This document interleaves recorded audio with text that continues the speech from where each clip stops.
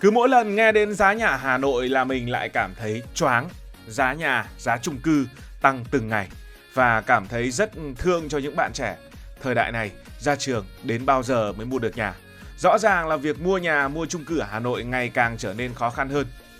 Một căn hộ 60-70 mét vuông giá vài tỷ đồng. Cùng với giá tiền này thì cách đây vài năm sẽ mua được 2 căn hộ. Với lương tháng của dân văn phòng thì giấc mơ mua nhà là một giấc mơ rất xa xỉ. Nhưng liệu giá nhà Hà Nội có thực sự đắt như chúng ta nghĩ hay không? Hay khi so sánh với những thành phố khác như là Bangkok, Jakarta, thậm chí là Singapore, Tokyo thì nó lại rẻ? Chào mừng đến với câu chuyện ngày hôm nay. Trước khi đi so sánh với thế giới, chúng ta cần hiểu rõ bức tranh giá nhà của Hà Nội hiện nay. Thời điểm video này ra mắt đó là tháng 9 của năm 2025. Và mình lấy số liệu từ Savills Việt Nam, một công ty nghiên cứu bất động sản để đảm bảo có nguồn trung lập. Nhưng phải nói rằng với thị trường bất động sản của Việt Nam thì Savills cũng không thể cập nhật được giá nhà hàng ngày như giá chung cư Hà Nội vẫn đang nhảy múa. Hiện tại, theo các thống kê trung bình, giá căn hộ chung cư ở Hà Nội rơi vào khoảng từ 40 cho đến 65 triệu đồng một mét vuông. Một căn hộ 70 mét vuông, tức là một căn hộ thường có 2 phòng ngủ, 1 phòng khách, bếp và 2 nhà vệ sinh. Nếu mà có giá trung bình 45 mét vuông thì sẽ là hơn 3 tỷ đồng. Nhưng trung bình 45 triệu chỉ là lý thuyết, chứ thực tế chắc chắn là rất khó mua. Thị trường bây giờ phải tầm hơn 60 triệu một mét vuông, kể cả những căn hộ đã cũ, vận hành được 10 năm rồi. Nếu tạm bỏ qua con số của Savills mà tính con số thực tế vào thời điểm tháng 9 năm 2025, thì để mua được một căn 70 mét vuông 2 ngủ như vậy vào khoảng hơn 4 tỷ, gần 5 tỷ. Và chắc chắn đó là một căn hộ ở tương đối xa trung tâm. Còn nếu bạn muốn sống xung quanh vành đai 3 thì giá còn lớn hơn nhiều. Ở những khu vực này, giá chung cư trung bình có thể lên đến trên dưới 100 triệu đồng trên 1 mét vuông. Thậm chí nếu bạn mơ ước một căn hộ hạng sang, ví dụ ở khu vực Hồ Tây hay là những dự án trong vành đai 2 thì giá có thể chạm ngưỡng 150 cho đến 200 triệu đồng một mét vuông. Tính ra một căn hộ 70 mét vuông ở đây có giá từ khoảng 7 cho đến 14 tỷ đồng. Để các bạn dễ hình dung, hãy lấy một ví dụ. Giả sử bạn là một nhân viên văn phòng, lương tháng 15 triệu đồng và bạn muốn mua một căn hộ 3,15 tỷ đồng. Đây là bạn may mắn lắm mới tìm được một căn hộ 3,15 tỷ đồng ở rất xa và bạn đang muốn mua với mức giá trung bình là 45 triệu một mét vuông theo lý thuyết đáng mơ ước. Nếu bạn dành dụm 100% lương, tức là không ăn, không uống, không đi chơi, không mua sắm gì hết thì phải mất 17 năm rưỡi mới đủ để mà trả tiền. Nhưng mà thực tế làm gì có ai sống mà không tiêu một đồng nào, đúng không? Thông thường bạn chỉ tiết kiệm được 30, cùng lắm là 50% lương, tức là khoảng dăm cho đến 7 triệu một tháng. Vậy thì phải mất từ 35 cho đến 50 năm mới mua được nhà. Mà lúc đó thì chắc là bạn cũng đã nghỉ hưu mất rồi. Mà cái giá nhà nó đâu có dừng lại, nó vẫn tăng một cách khủng khiếp qua từng năm. Còn nếu bạn muốn vay ngân hàng, giả sử bạn vay 70% giá trị căn hộ, tức là khoảng 2,2 tỷ đồng, với lãi suất khoảng 8% một năm, trả trong vòng 20 năm. Mỗi tháng bạn sẽ phải trả khoảng 20 triệu đồng tiền gốc lẫn lãi. Với lương 15 triệu thì trả nợ kiểu gì? Chưa kể còn tiền ăn, tiền xăng xe, tiền cưới hỏi, tiền nuôi con. Nói thật, với người trẻ thu nhập trung bình ở Hà Nội, mua nhà gần như là một nhiệm vụ bất khả thi. Và chúng ta đang tính tất cả những điều kiện ở đây là hoàn hảo, từ một căn hộ rất thấp, căn hộ đó không tăng giá trong rất nhiều năm, cho đến việc vay ngân hàng cũng rất dễ. Còn thực tế bây giờ thì bạn phải mất khoảng 5 tỷ mới mua được một căn 2 ngủ trong tầm ưng ý của mình. Mà 5 tỷ thì con số chắc chắn phải lớn hơn con số 3,15 tỷ trên lý thuyết của một căn hộ 70 mét vuông và 2 phòng ngủ, với giá là 45 triệu đồng trên 1 mét vuông. Nhưng liệu so với thế giới thì sao? Có khi nào chúng ta đang ở thiên đường bất động sản mà không biết hay không? Hãy cùng sang phần tiếp theo để so sánh. Để biết giá chung cư Hà Nội đắt hay rẻ, chúng ta phải đặt nó lên bàn cân với những thành phố khác ở trên thế giới. Lần này thì mình sẽ lấy số liệu từ Numbeo, một trang web nổi tiếng chuyên so sánh chi phí sinh hoạt toàn cầu cập nhật năm 2025 để đảm bảo thông tin chính xác. Bước đầu tiên đó là so sánh tuyệt đối, thì chúng ta sẽ so sánh giá nhà theo từng mét vuông để xem Hà Nội đứng ở đâu trong khu vực Đông Nam Á và thế giới.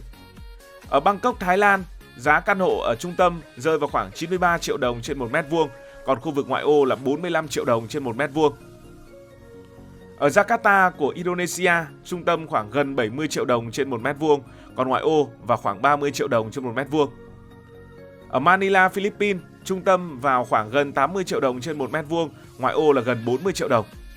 Còn ở Hà Nội, Việt Nam, Giá trung tâm là trên 100 triệu đồng trên 1 mét vuông, còn ngoại ô thì cũng khoảng 45 triệu đồng trên 1 mét vuông. Bạn thấy gì?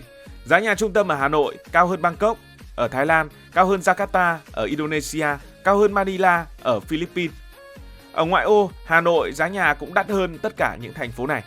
Tức là nếu chỉ nhìn vào số tiền trên mỗi mét vuông thì Hà Nội đang đắt so với mặt bằng chung tại Đông Nam Á. Nhưng giá tiền trên mỗi mét vuông chỉ là một phần của câu chuyện. Để biết nhà đắt hay rẻ, chúng ta phải xem thu nhập của người dân đó ở mức như thế nào. Vì cùng là một căn hộ XYZ tỷ nào đó thì ở một nơi lương tháng 100 triệu thì sẽ phải dễ mua hơn một nơi lương chỉ có 10-20 triệu đúng không nào? Vì thế các chuyên gia bất động sản hay dùng một chỉ số viết tắt là PIR, đơn giản là tỷ lệ giá nhà so với thu nhập. Chỉ số này cho biết bạn phải làm việc trong vòng bao nhiêu năm, dành toàn bộ thu nhập của mình để mua được một căn hộ 90 mét vuông tại khu vực trung tâm của một thành phố. Cái chỉ số này càng cao nghĩa là càng khó mua nhà. Và kết quả PIR của những thành phố thì như thế này.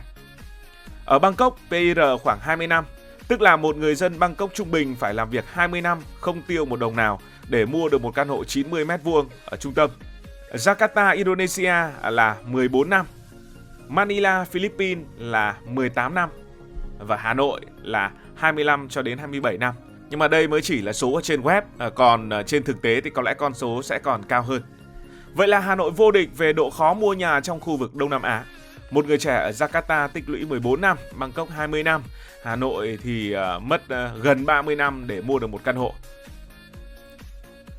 Nhưng khoan, nếu so với những thành phố như là Singapore, Tokyo hay là Hồng Kông thì sao? Ở những nơi này, giá nhà trung tâm có thể lên đến từ 300 cho đến 500 triệu đồng trên 1 mét vuông, tức là gấp 3 đến 5 lần Hà Nội. Nghe thì cảm thấy ở Hà Nội rẻ hơn, nhưng đừng vội mừng. Thu nhập ở những nơi này cũng cao hơn ở Hà Nội gấp rất nhiều lần. Ví dụ ở Singapore, một nhân viên văn phòng bình thường có thể kiếm trên 100 triệu đồng. Với mức lương này họ cần hơn chục năm, tức là thấp hơn Hà Nội rất nhiều.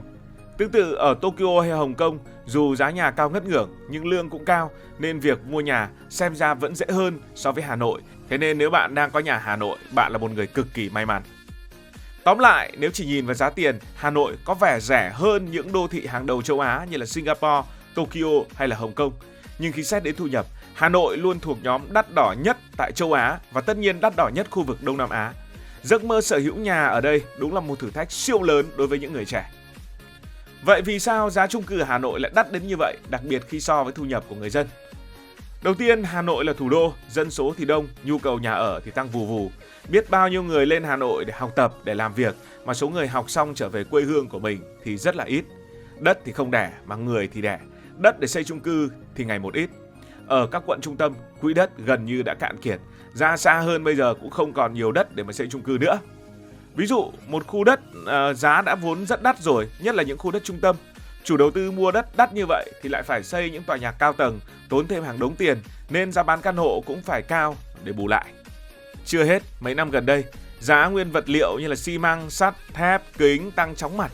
Ví dụ giá thép xây dựng trong năm 2025 đã tăng khoảng hơn 20% so với vài năm trước. Chưa kể, để xây được một dự án chung cư, chủ đầu tư phải chạy qua hàng chục những thủ tục pháp lý, xin giấy phép xây dựng, duyệt quy hoạch, vân vân và vân vân. Ở Việt Nam, những thủ tục này có thể kéo dài hơn bình thường và mỗi ngày chờ đợi là một ngày tốn tiền, tiền lãi vay ngân hàng, tiền thuê nhân viên, tiền duy trì dự án. Tất cả những chi phí này cuối cùng đều đổ lên đầu người mua nhà, tức là chính chúng ta. Nhưng có một nguyên nhân quan trọng và có lẽ là nguyên nhân quan trọng nhất, đó là việc đầu cơ bất động sản và tâm lý tích trữ ở Việt Nam.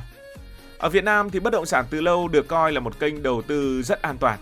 Nhiều người không mua nhà để ở, mà mua nhà để chờ tăng giá rồi bán lại để kiếm lãi. Một căn hộ được mua đi bán lại có khi 3 đến 4 lần, mỗi lần thì phải bán với giá nhích lên một ít.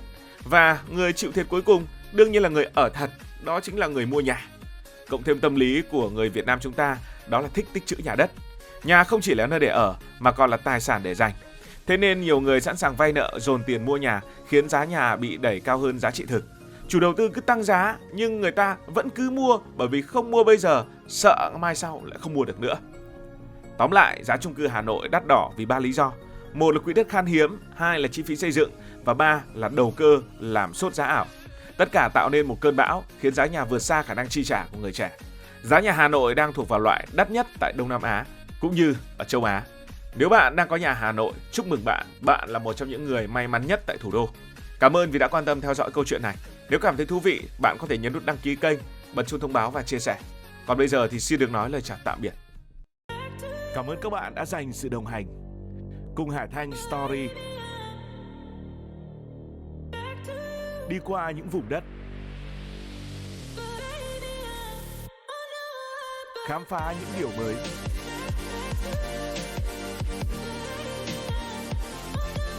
Đừng ngần ngại, hãy để lại những góp ý và xin được hẹn gặp lại.